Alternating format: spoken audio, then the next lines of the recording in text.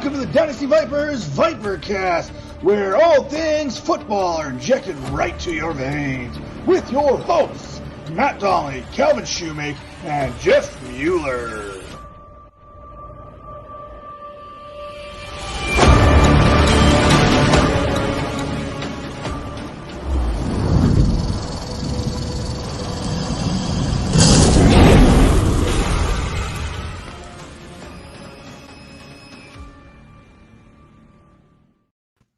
What is and welcome to a very special edition, an instant reaction live stream from the Dynasty Vipers. I'm Calvin and Hobby, and I've got with me a couple of very special guests to talk about the big news in the fantasy world today. Had a major trade involving a good quarterback, question mark. We're going to find out. I've got Eagles Dan. He is a man of many talents. Does a lot of things. I'm going to let him introduce himself, but he's an Eagles fan. Pays a lot of attention to the Eagles. Same thing with Mike, man of many talents. He's going to introduce himself here, but he is a fan of the Colts. So I want to hear from both sides of this. Dan, let me just start with you. Go ahead and tell everybody who you are and where we can find your work. What's up, everyone? You can find me at EagleDanFF on Twitter. I'm currently the Dynasty lead writer over at Going for Two. I'm a contributing writer over at 14 Personnel, and I also co-host a podcast, Podcast with Upside, with G-Man J every other Thursday. Love that podcast, man. You guys do a great job. Thank you. Breaking down wide receivers. Was that last week? It's been a long week, man. Was it last week or this week? Maybe you were breaking down wide receivers. It was great. You guys do awesome on there. Jay was on with me to talk about the Giants. You'll be on to talk about the Eagles here soon. And Mike, we go back a long time, but tell everybody where they can find you and what you're working on these days. You can find me at RFL Red Zone, and just trying to talk Dynasty, redraft, whatever. It's all good over there with you guys at Vipers. So this is going to be fun being able to talk, two sides of the trade. I don't think we get too many reactions like this where you could get an Eagles fan and a Colts fan together and try to hash it out as evenly as possible.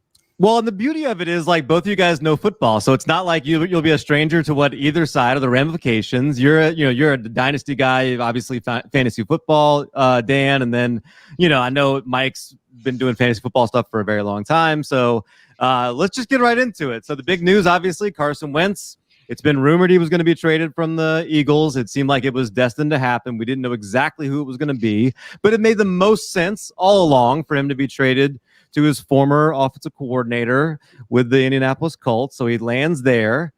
In return, it's a little bit lighter than some people were thinking when this first started being a rumor of him going to the Bears and things like that. But they get a 2021 third-round pick and a conditional second-round pick. Now, those conditions, Dan, I'm going to toss it over to you. What are those conditions on that pick? All right. So the second round pick becomes a first round pick if one or two conditions are met. Either Carson plays 75% of the snaps or he plays 70% of the snaps and the Colts make the playoffs. Very good. So then the question to you, Mike, do you end up sending a second round or a first round back to Philly? I think a first round is pretty much locked unless something happens to Carson Wentz. I mean, very rarely do you not see a starting quarterback that is not due close to 95% of the snaps. So if Carson Wentz isn't benched, which I don't think is going to happen, and if he stays healthy, then yeah, it's going to be a first rounder. Obviously, like, a lot of intrigue on that side, but I want to go back to Dan here real quick. And your side, you're not really gaining a player, although you'll have that third round pick, but you're kind of letting go of somebody who's been there for a while. Had a great season the year you won the Super Bowl. Didn't Foles finish the job, obviously, but he was a number 2 overall pick for you. What's it like? Is it bittersweet moving away from Carson Wentz today? I think it is. Yeah, I think. I think it's pretty safe to say if he hadn't gotten hurt in that 2017 season, he was definitely in the mix to win MVP that year. And to see him have that kind of injury and then to come back and never really get to those heights again, it was pretty rough. I thought we were going to have our franchise quarterback for the next 10, 15 years, and obviously didn't pan out that way. Yeah. So from your side, I guess, like, what's your instant reaction about this trade? Obviously, it means a lot to Jalen Hurts. It means a lot to some of the other weapons. But what's your just overall big picture for the Eagles? What's this do for 2021? I think for 2021, it doesn't. I mean, it helps with the third round pick. It doesn't really do as much for 2021. I think that it's realistic to say that we weren't going to be a good team in 2021. We're an older, aging roster with some cap issues. I think we're going to see the bulk of when this trade's coming is going to be in 2022 when Carson's cap charge comes off our cap and we get that hopefully first round pick. So for next year, I mean, it's going to help that hopefully Jalen gets a full year. I really don't want them to draft a quarterback at number 6. I think Jalen deserves a shot. I mean, you spent a second round pick on him, so you shouldn't be flushing that down the toilet after 1 year. But I think this is definitely a trade that's going to see more dividends on the Eagle side in 2022 rather than 2021. So Carson Wentz gets, right back together with Frank Reich. I mean, obviously his best season was with Frank Reich. Now these, the Colts and the Eagles seem to be, they have almost the same coaching tree at this point with the new coach there in Philly, but who pretty well, Mike. But Mike, I guess from your side, the biggest, you're turning over a brand new leaf here. Phillip Rivers retires. Obviously, there was a hole. Jacob Eason was the only quarterback on the roster. This fills that void. You've now got Carson Wentz. Still a lot of empty holes, though, along the rest of the skill position players, obviously outside of Jonathan Taylor. But who is he? Who is Carson Wentz going to throw the ball to, first of all, outside of Pittman? And, is this, what are your expectations of what he's going to bring to the Colts? Well, I think one thing is he's gonna be a great fit in this system. They're not a deep ball team anymore like they were. Also, T.Y. Hilton. We'll see what they do now with him. Is he going to come back? Is he going to be on his way? If he does come back, then obviously he's going to remain the number 1 wide receiver. But I do see a lot of targets going to Michael Pittman, and we'll see what they do in the draft. First rounder, I think they're either going to go fill that void with an offensive tackle, or they're going to get someone that a defensive end. So we'll see. I don't see the skill positions coming into play until the second round for them. But yeah, I mean, the two big guys is Hilton and of course Michael Pittman. The tight end position is also a wonder because right now Mo Alley Cox is a free agent. So is Jack Doyle. Jack Doyle is there, but I mean the other tight end, Trey Burton. Yeah. He's also a free agent. So we'll see what that entails as well.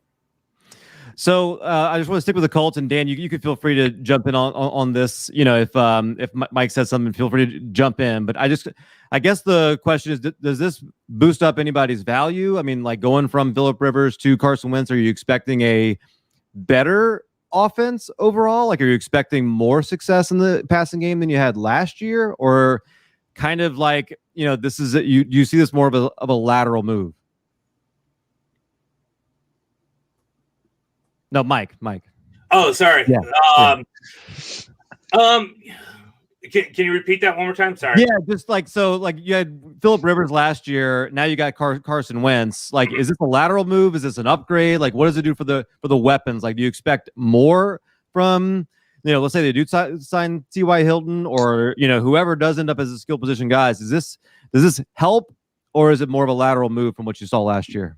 I think it's going to be more lateral. I do expect Wentz to have maybe 300 more yards, or I do expect in the 4,000 range. I expect him to throw anywhere between 24 and 27 touchdowns.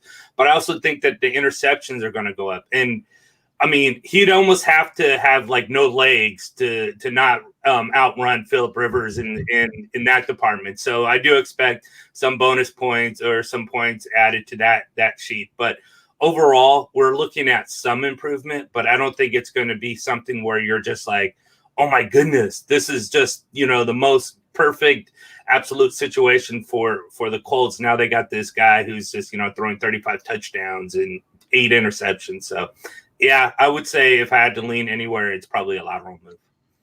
Dan, after watching not Philip Rivers, Carson Wentz over the last few years, is that kind of your expectation too? For the Colts? Yeah. Yeah, I think that Reich's offense is probably better for what his current skill set is. I think, with Jonathan Taylor and I'm assuming they're going to have their same 3 tight ends that they love to have. I mean, he loves throwing the tight end, obviously, with Ertz and Goddard. But I think it in terms of with Rivers, it's probably a lateral move as well. I don't think that his deep ball is as good as Rivers was. But I think that in terms of like the short area offense that Indy seems to love, I think he'll do decent there. So now that we know for sure that Jalen Hurts, well, I guess we know for sure. I mean, like you said, there's rumors about that number 6 pick now, but I feel fairly certain that it's the Jalen Hurts era and time for him to step up and be the guy there. With Sirianni on board, like very similar system to Doug Peterson. I mean, not to Doug Peterson, to Frank Reich, coming from that same tree. But like what do you think now? You obviously you got Jalen Reagor. You mentioned the tight ends. You got Miles Sanders. Like, what do you think now about that offense? Now that we kind of know for sure it's going to be led by Jalen Hurts. I think that the offense has a little more upside than we saw last year with Carson. Obviously, Hurts is unproven. We got a small sample size last year, and he wasn't great. But when Carson was playing last year, we didn't throw the ball deep at all. He only had about 6 yards per attempt, and his completion percentage was about 57%. So, I mean, he was just bad last year. He was a bad quarterback. So I think that combined with Hurts' ability to run, I think that maybe the running game Miles Sanders will do better. And I think that his willingness to throw the ball over the middle can help Reagor and maybe get some more yak, because that's something that Carson just didn't do last year, was throw the ball over the middle with any kind of regularity. So I'm hoping that if Hurts gets a full offseason and the new coach plans the game plan around what Hurts' abilities, that the offense can do better.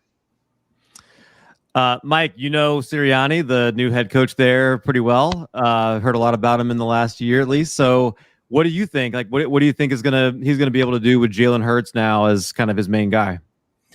Yeah, I think it's a great fit. As Eagle Dan was saying, the only really concern I think out of it all, but again, I expect some intermediate passing where you won't really have to worry about it, but as far as what I've seen with Jalen Hurts is arm strength isn't, great. I mean, he might be even weaker than Carson Wentz's arm strength. But I mean, he has the legs that, I mean, we're talking, in the tier of Lamar Jackson kind of style. So I think that's going to help him out a lot too. So yeah, they're going to utilize him in that way, where intermediate and, hey, if you see an opening lane, then take off. I really expect, top, if we're looking fantasy wise, top 10 quarterback, and then working from 10 to 9 to 8, depending on where. But right now I have him as a QB 10. Dan, I guess biggest thing that I want to ask, I mean, when you see Carson Wentz, I mean, you do a lot of dynasty stuff. Like, where would he fit into your dynasty rankings now with his move over to Indy? I think that he can be a QB1. I think in QB1 leagues, I have him probably on the lower end of QB1, probably like the 12-ish area, 12, 13, around there. I think it depends on how much he takes into right system and if he can stay healthy. I mean, that's always been conservatism. He's always been dinged up for one reason or another. But if he can last a full season, they have some really good weapons. They have a great offensive line, great running back. So he can definitely, still be a really good fantasy contributor going into 2021. So Matt Donnelly, or the artist formerly known as Dingus, says Carson Wentz wins MVP in 2021. I'm gonna say probably not. I won't go that far. But I think certainly, like, it as far as a fit, I mean, he wins today, right? I mean, he goes from might be a backup quarterback next year to he didn't have any leverage. Like he was able to get out of a situation and go to an old coach that he loves. I mean, that's a pretty cool thing. Obviously, he also brings up here dead cap, and you mentioned that a little bit, I think it's the most dead cap in the ever. history of the NFL. $33.8 million. Yep. Oof. It's funny because we actually, I think, save $1 million off the cap for trading him, even though the cap hit is horrendous.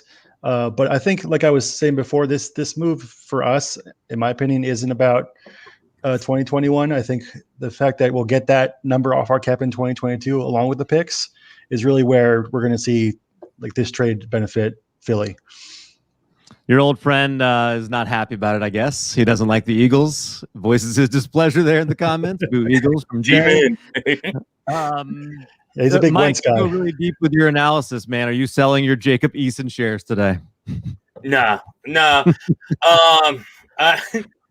think,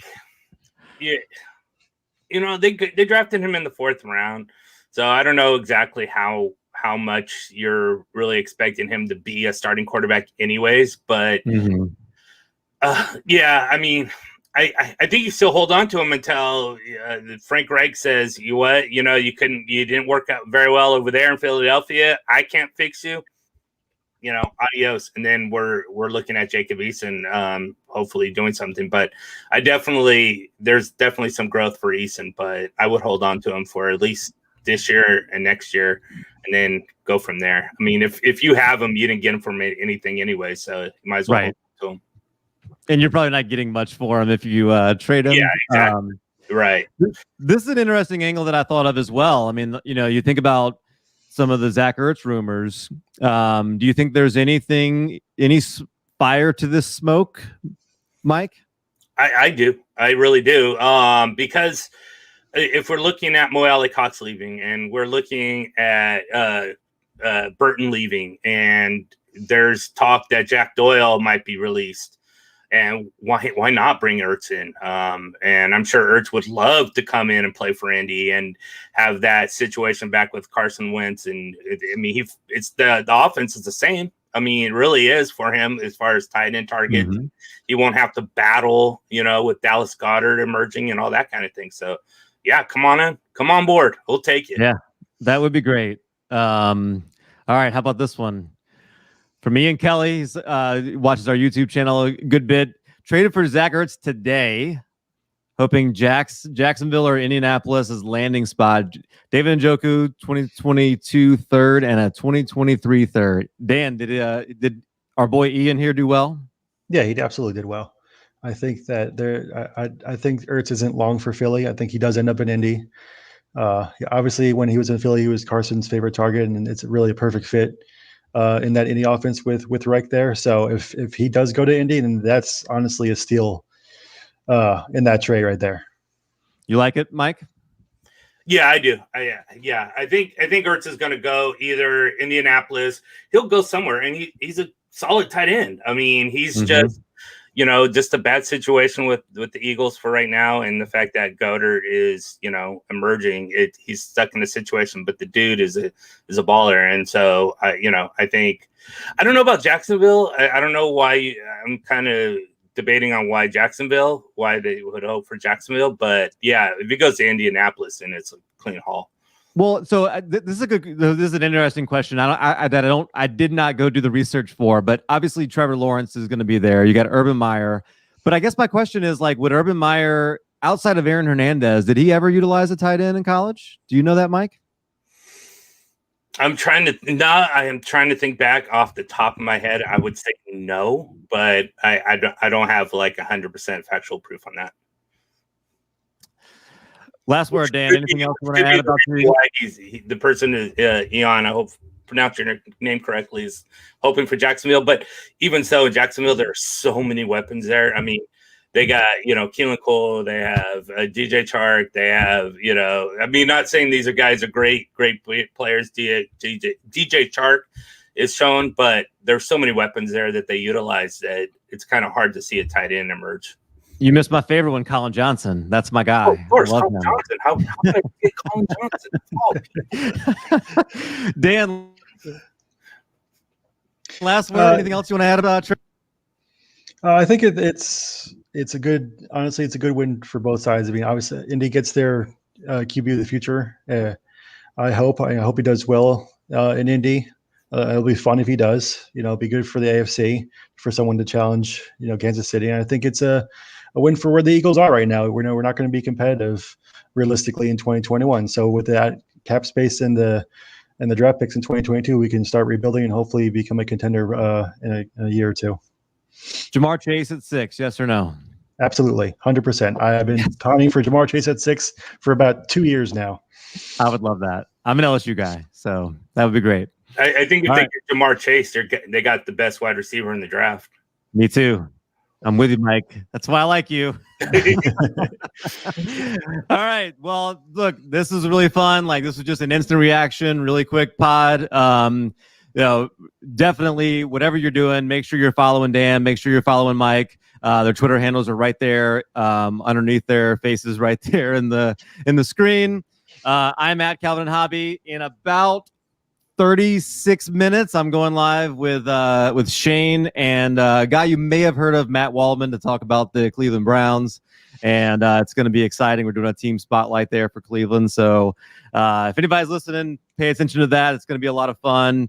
Show up in the comments. Make sure you're showing Matt some love. And also, Dingus is going to join us for that one, too. He's going to pretend to be a Browns fan today. So, yeah, that's right.